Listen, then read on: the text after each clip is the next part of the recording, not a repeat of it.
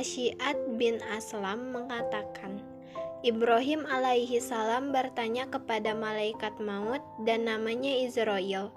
Ia punya dua mata, yang satu di mukanya dan satunya lagi di belakang kepala atau tengkuk. Ibrahim bertanya, "Wahai malaikat maut, apa yang akan Anda lakukan jika ada seseorang sedang sekarat di timur dan ada seseorang lagi sedang sekarat di barat? Sementara di suatu negara juga sedang terjadi wabah penyakit dan pertempuran yang sengit antara dua pasukan." Malaikat maut menjawab, "Akan aku panggil ruh-ruh itu dengan izin Allah, sehingga mereka semua berada di antara kedua jariku ini."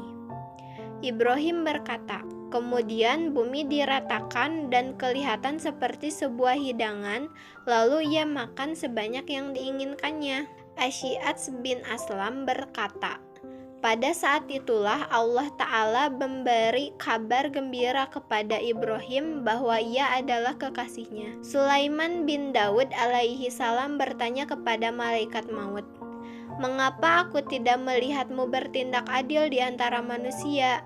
Buktinya, kamu mengambil nyawa seseorang tetapi membiarkan yang lain." Malaikat maut menjawab, "Dalam hal ini aku tidak lebih tahu daripada kamu. Itulah lembaran-lembaran berisi daftar nama-nama yang diberikan dari langit kepadaku." Wahab bin Munabih menuturkan sebuah cerita tentang pertemuan seorang raja dengan malaikat maut. Ada seorang raja ingin pergi berkunjung ke sebuah wilayah kekuasaannya. Ia meminta diambilkan pakaian untuk dipakainya pergi, tapi ia tidak tertarik dengan pakaian itu dan minta diambilkan lainnya. Ini terjadi berkali-kali, sampai akhirnya ia mau memakai pakaian yang disukainya. Begitu pula dengan binatang kendaraan yang akan dinaikinya, sampai akhirnya ia mau naik binatang tunggangan yang terbaik. Lalu datanglah iblis meniupkan sifat takabur lewat lubang-lubang sang raja, sehingga tiba-tiba ia menjadi sombong. Sang raja yang dikawal banyak pengawalnya mulai melakukan perjalanan dengan sikap penuh kesombongan. Ia memandang orang lain dengan sebelah mata. Tiba-tiba ia didatangi seseorang dengan penampilan yang kusut kumal. Ia mengucapkan salam kepada sang raja, tetapi tidak dijawabnya. Merasa terhina, orang itu kemudian merampas tali kekang kuda sang raja. Sang raja marah dan membentak, "Lepaskan, kamu telah melakukan kesalahan besar." Tetapi orang itu dengan berani melawan. "Aku ada satu permintaan kepada Anda," katanya. "Sabarlah sampai aku berhenti," kata sang raja. "Tidak, sekarang saja," kata orang itu. Dengan paksa, ia menarik tali kekang kuda sang raja sehingga kuda itu berhenti. Sang raja lalu berkata, "Ayo katakan apa keperluanmu." "Ini rahasia," jawab orang itu. Maka sang raja lalu mendekatkan kepalanya ke orang itu, dan sambil berbisik orang itu berkata, "Aku adalah malaikat maut." Mendengar itu seketika wajah sang raja berubah pucat pasi. Lidahnya keluh, dengan gemetar sang raja berkata, "Beri aku tenggang waktu sampai aku kembali kepada keluargaku untuk mengucapkan selamat tinggal dan menyelesaikan semua urusanku." Sang malaikat maut itu berkata, "Demi Allah, tidak bisa. Kamu sudah tidak sempat lagi melihat keluargamu, hartamu, dan kerajaanmu." Setelah berkata begitu, sang malaikat maut langsung mencabut nyawa sang raja. Seketika, sang raja itu jatuh tersungkur laksana seonggok kayu kering. Sang malaikat maut melanjutkan perjalanannya.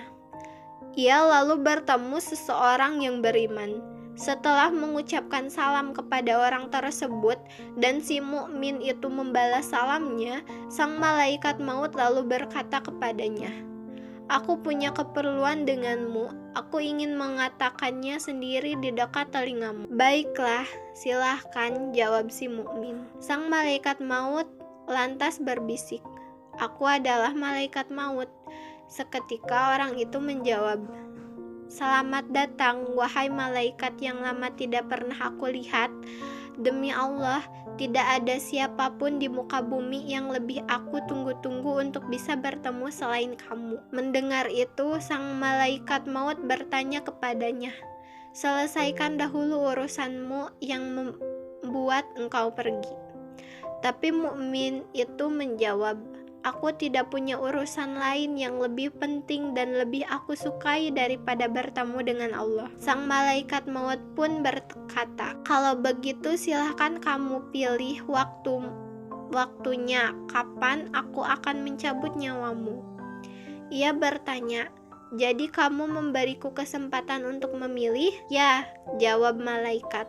"Kalau begitu, biarkan aku untuk berwudu dan sholat terlebih dahulu. Setelah itu cabutlah nyawaku saat aku sedang bersujud." Malaikat maut menuruti permintaan si mukmin tersebut. Bakar bin Abdullah al-Muzani menceritakan seorang laki-laki dari Bani Israel yang rajin mengumpulkan banyak harta. Menjelang ajal, laki-laki itu berkata kepada anak-anaknya, "Perlihatkan kepadaku berbagai jenis kekayaanku." Lalu didatangkan kepadanya sejumlah besar kuda, unta, budak, dan harta lainnya. Melihat semua itu, ia menangis karena tidak kuasa meninggalkannya. Malaikat maut lantas bertanya, "Apa yang membuatmu menangis? Demi Allah yang telah mencukupimu, aku tidak akan keluar meninggalkan tempatmu ini sebelum aku memisahkan roh dari jasadmu." Ia berkata, "Tolong beri aku waktu sebentar untuk membagi-bagikan kekayaanku." Sang malaikat menjawab tegas, "Tidak bisa, sudah tidak ada waktu lagi untukmu. Kenapa kamu tidak melakukan hal itu sebelum tiba ajalmu?" Sang malaikat lalu mencabut nyawanya.